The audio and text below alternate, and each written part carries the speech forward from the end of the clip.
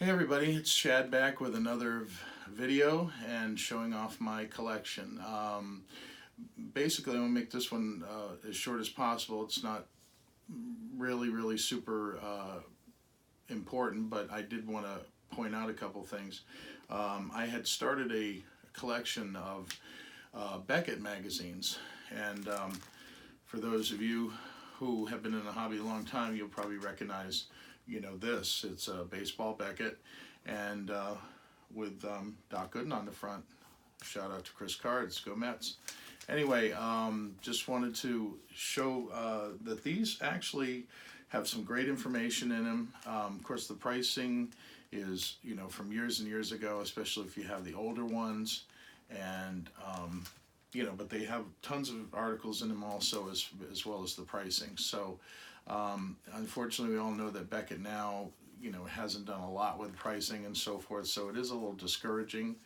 They concentrate more on the grading and things of that nature. So, but if for historical data, it's really good stuff. And so I'd started a collection of these about a year ago, and when I started getting a lot of issues, I realized at least a dozen issues a year, going back to the 80s and so forth, and I was like, oh, we're running out of room here. So what I have decided to do is, since I pretty much have gone through most of these now, I will be passing a lot of these on to people who want them and collect them as well.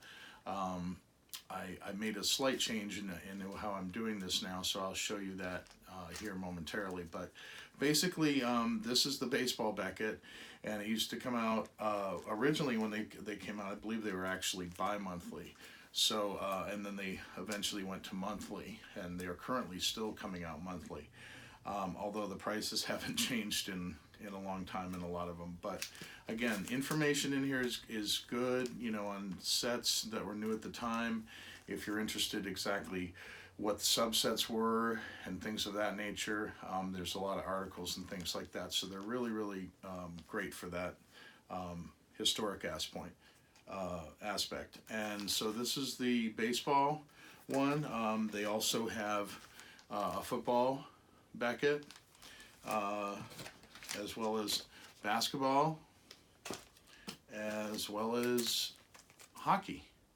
They do have other Becketts now too. They have a vintage Beckett that they put out where that's cards like before 1980. So long time ago, believe it or not, all the prices from every year fit in this little monthly magazine, and now there's too many with all the subsets and chase sets that there are out there now. They can't really fit all that information in the monthly, so they have a separate magazine called Vintage now. And it's a little complicated to keep up with, so that's why I'll tell you what my decision was on all these changing of the guard, so to speak. Also, interestingly enough, let me get the right issue here, but they're also affiliated with NonSport Update, which, if you're into NonSport cards too, this is a bi-monthly publication. And a lot of times what happens in this particular instance, not so much in the sport aspect of it, but a lot of times they'll include free promo cards. And believe it or not, the promo cards can, fetch some decent money, depending on what they are and what people are looking for. But this also, they've cut back because over the years there's been such an inundation with current trading cards. You can see Kiss is on the cover of this one of my old favorite rock bands, and they had many sets of trading cards over the years. Television shows, movies, anything not to do with the sports cards are located in here.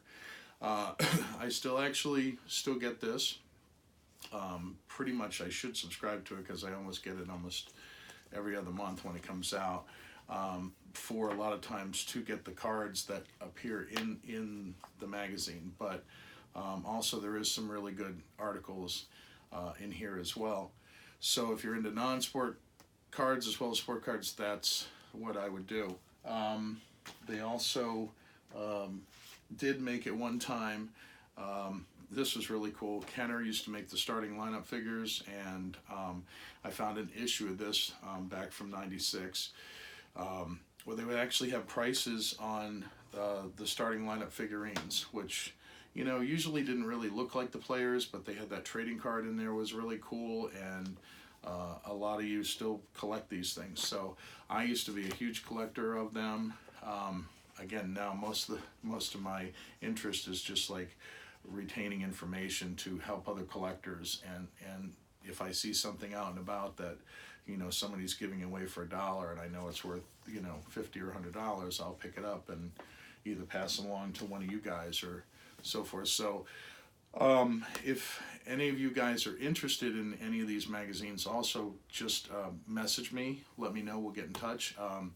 Most of the baseball I have forwarded. I still have some of my doubles left, but I have almost a complete set of football from like the first 10 years. So if you're interested in those, the basketball or the hockey, I'm not necessarily looking for to sell these, but obviously the only issue if you do want these is that you'd have to pay the shipping, which can be very pricey. So if you're interested, let me know.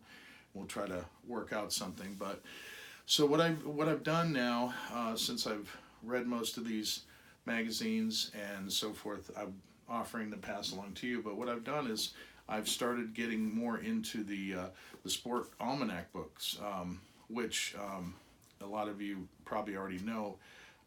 Dr. James Beckett of Beckett would do annual price guides and almanacs, and these books are really amazing because not only they have a full checklist of the sets that came out, and they really not so much have articles in here, but again there's some articles on how to grade cards or what to look for and things like that, so they're very, very good.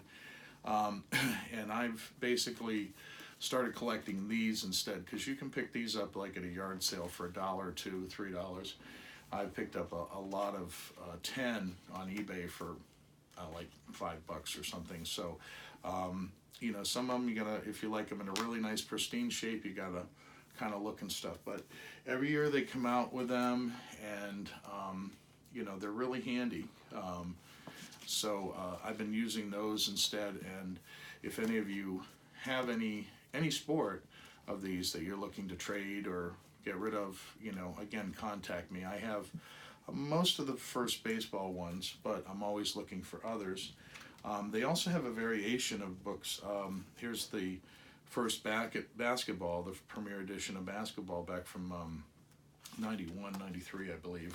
It was pretty small, but of course now it's real thick, the basketball ones, because there's so many sets of cards.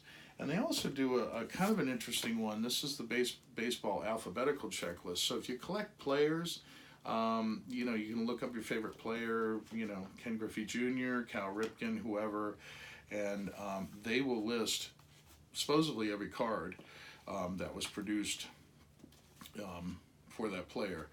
I still am a little skeptical because sometimes Beckett misses stuff, trading card database misses stuff. So I use I exhaust all references when I'm working on, my personal collection, because I've found discrepancies in all these publications as far as what's available. And, sometimes they may not consider it an official set, but, you might find, there's another Ken Griffey card that was never listed because it was, done by some oddball company. But nevertheless, it has the majority of what most collectors are looking for, and it's done alphabetically.